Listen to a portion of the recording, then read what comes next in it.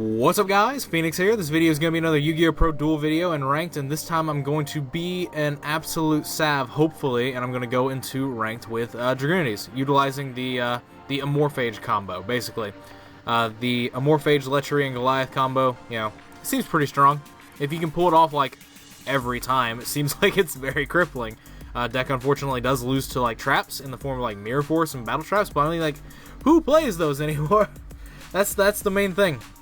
But also there are recovery cards like Call the Haunted and Soul Charge. Now it does break your lock, but I mean obviously that's probably the least of your concerns at that point. At that point you just want to reestablish, but you can do so in the form of cards like Soul Charge and Call the Haunted. But regardless, everything in this deck is just, you know, maximized for combo potential. I honestly wish we still had Chicken Game, at least one of it, maybe 3 upstarts, like just things like that.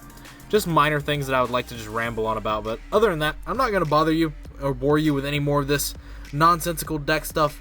You've seen the combo, hopefully, or maybe you will in the future. Hopefully, fingers crossed. Let's just jump into the game. If I had to say I had a goal in life, it would be to be a Bustarino. But, so let's see what we got here. Alright. Okay, let's see. I think this is some iteration of something, because this can discard and add, this can discard that and add a Phalanx, which can then get discarded for Baby Rock, which can then get discarded for things. This is already the Phalanx, this is Instant Fusion, maybe? No, I'm not sure. I don't know, we'll try. We'll see what it does. But yeah, so we'll add a level 4 or lower from deck to hand. We'll discard this to add the Phalanx to hand. I'll summon Ducks and equip Lance. I'm going to just equip Phalanx from deck to it. Just because that seems more sound of something to do. Especially because then it makes it where if like Vajrayana gets Veilered, that's fine, because I can Instant Fusion Norden and bring back Phalanx. And from there, that's an Atum play. So there is that. So no Max C, which is good. Alright, so I'm actually curious to see where this is actually going to go, because I don't even fucking know. I don't know. I don't know what I'm doing. I'm not 100% sure on what this is, because I haven't experimented too heavily with it.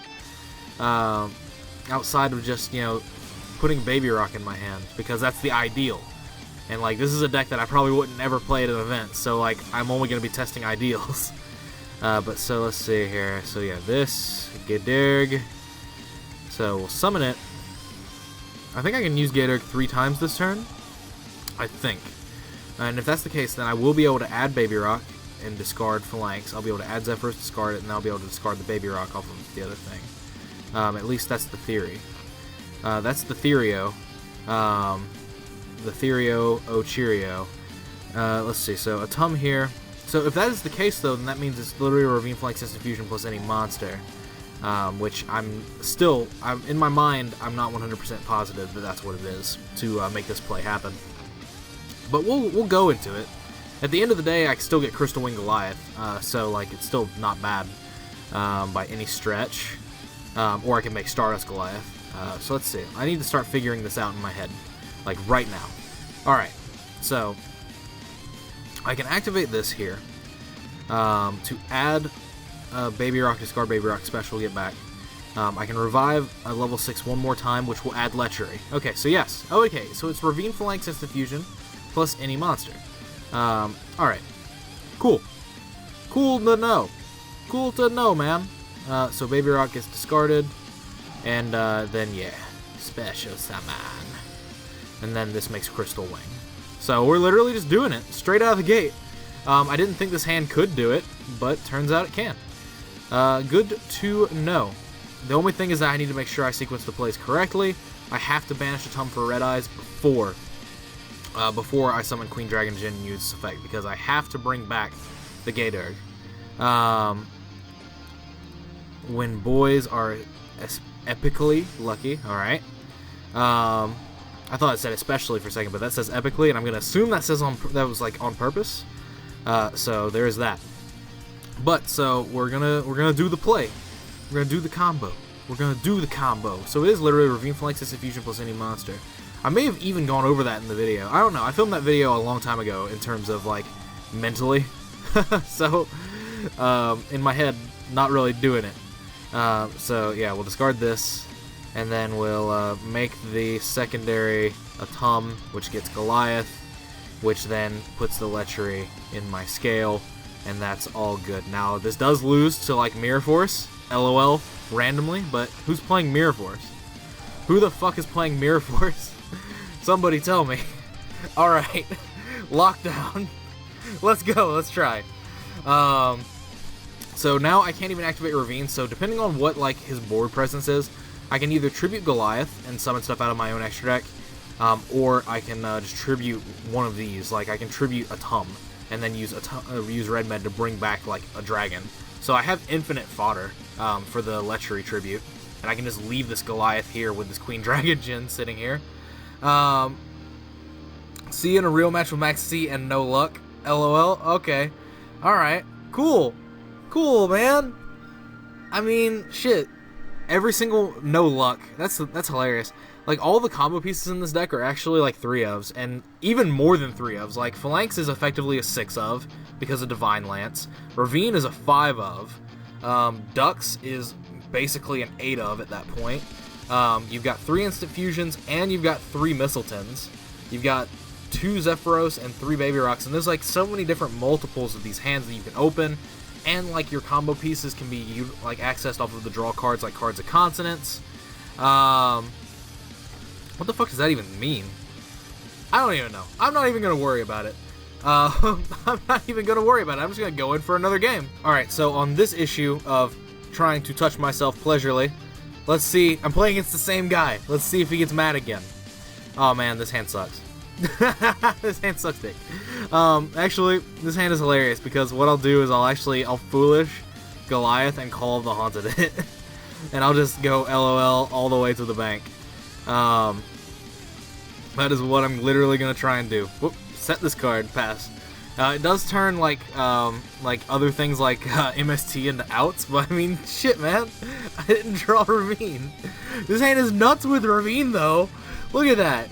It's Foolish, Ravine, Cards of Consonance. Like, if any of these 2 cards were Ravine, like, oh, preferably the Garuda, because then this can become Garuda off of a Gate Egg. But, alright, go Foo. Let's see. So I can actually chain Call the Haunted to, like, if he's playing Metalfoes, I can chain Call the Haunted to Fusion and summon Goliath. And yeah, that seems pretty cool. So he's got a Gofu, so that means he could be playing a few different things. He could be playing Monarchs, he could be playing Synchro Spam, he could be playing Metalfoes. There are a few different things he could be playing, but since I'm playing the same person again, that's really cool. I like that, because that gives me a title for the video. At the very least, now I can call this Dragunitys versus Gofu. Oh my god, this drink is delicious. This is a delicious alcoholic... Wait, no, I didn't say that. Shit. Okay, so he's playing the Magispecters, which means that he's probably playing Metalfoes. Easy. Alright. So I can call the Haunted on the Goliath. Oh, he probably sees that as the play, though. I mean, who else would Foolish Burial a fucking Goliath? Unless they were gonna immediately set Call of the Haunted. Let's be real here. Oh, Bamunku for another Bamunku. Alright. Neat. Neat. In fact, yeah, I think I'm losing this one. 100%. I didn't open any form of combo. Absolutely 0 form of combo. And because of that, I'm gonna probably just lose. Could easily. So he searched another Bamunku, which I find very strange. I find it strange to the fact that, like, what am I trying to say? To the fact that it means he probably already has Kieran. Yeah, there it is. He put it in his scale, though. Interesting. Why is it in your scale, mate? Oh my god, no, I should probably call the Haunted there, because now he can just make Ignister. And that's gonna suck, because if he Ignister pops this, that's the only reason I could see him putting that in his scale.